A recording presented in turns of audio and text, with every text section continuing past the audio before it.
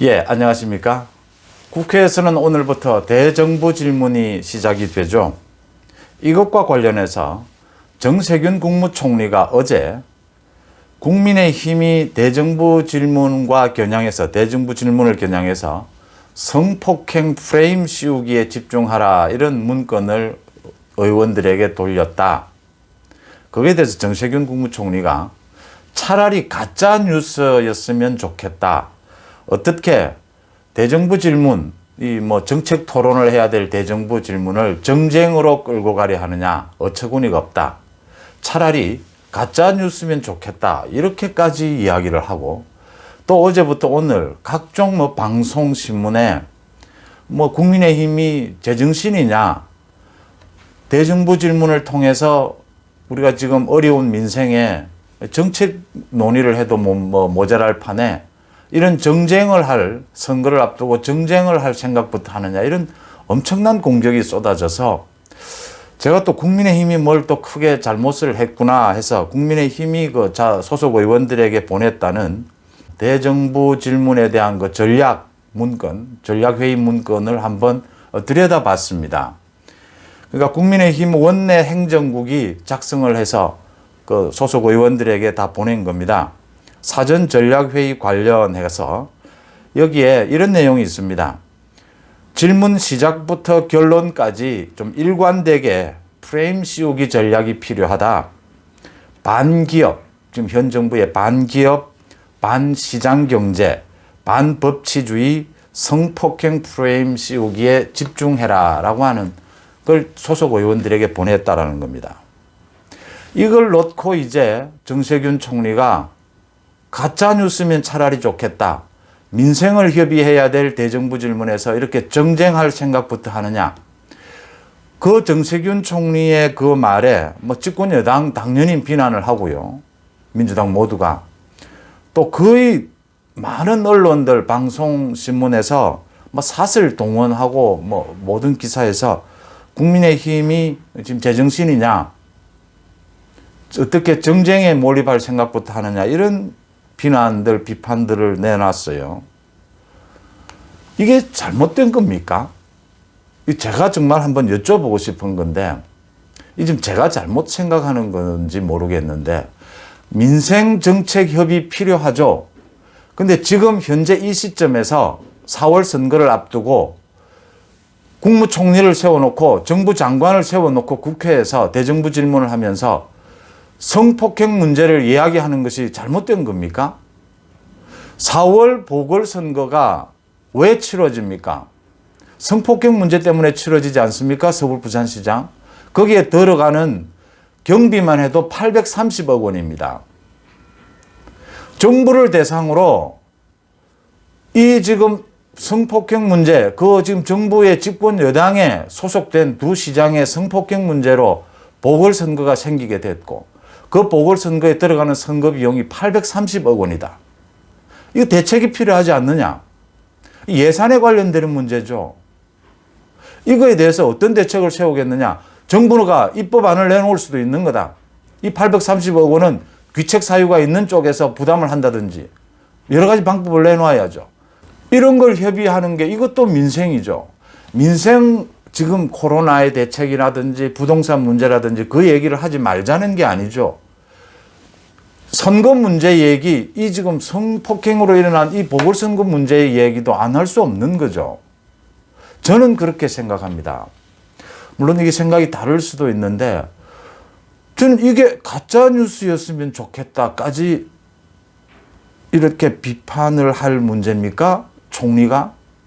제가 보기에 이 총리가 지금 정쟁을 하고 싶고, 총리가 지금 정치를 하고 싶은 거죠, 이거 지금. 제가 보기에는 과장이다.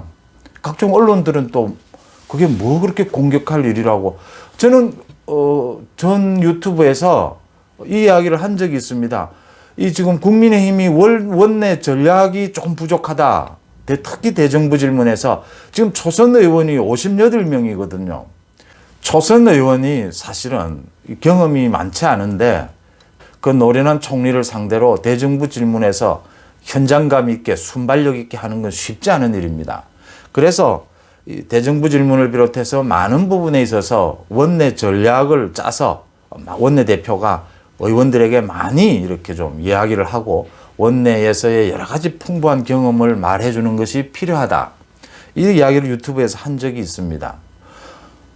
당연히 어느 정당이면 특히 야당이면 대정부 질문은 야당의 시간 아닙니까?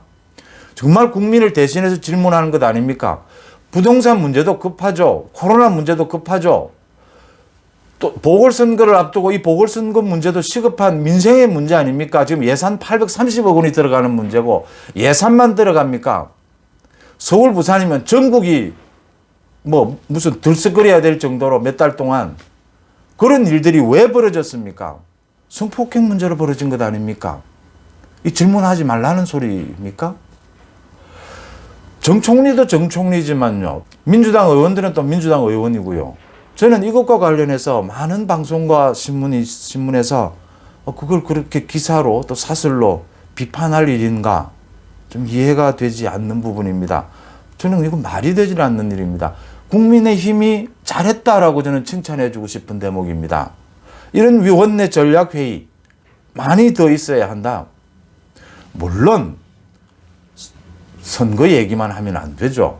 다른 또 부분 짚어야 할 건 짚어야 합니다. 그렇지만 정말 선거 얘기만이라도 성폭행 문제 부분만이라도 따끔하게 총리와 장관을 세워놓고 국민들이 모두 속 시원해하고 또 그 대책까지를 낼 수 있는 그런 대정부 질문이 되어야 된다. 저는 그렇게 봅니다. 그 주호영 국민의힘 원내대표도 얘기를 했어요. 이게 뭐가 잘못된 것이냐. 주호영 대표 말이 맞지 않습니까? 이 기자들에게 어제 얘기를 했네요. 아니 그래 무슨 성폭행 문제만 얘기하자는 건 아니죠. 다른 얘기도 하지만 성폭행 문제도 집중 얘기를 하는 게 필요하다. 프레임 전략은 여든 야든 누구나 프레임 전략은 짜는 것이죠. 그것 가지고 간섭을 하는 문제는 아니고 특히 언론이 이걸 문제 삼는 건 또 한 가지 덧붙여서 말씀을 드릴 건요. 정의당에서 성추행, 그 당대표의 성추행이 있었던 만큼 또 성폭행으로 생기는 이 부산과 시장 선거에서는 자기들은 후보를 내지 않겠다고 합니다. 시장 후보를. 그 책임을 지고 같은 성추행의 문제였기 때문에 책임을 지고 후보를 내지 않겠다. 자기 당 보궐선거에서. 정의당은 직접적인 책임도 없어요. 근데 직접적인 책임은 민주당에 있죠. 그런데 민주당은 당헌까지 고쳐가면서 후보를 내지 않습니까?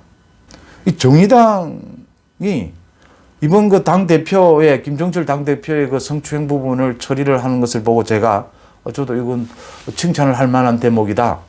하나의 이렇게 매뉴얼을 만들었다. 그런 성추행에 대해서 어떻게 해결하는 것이 좋으냐.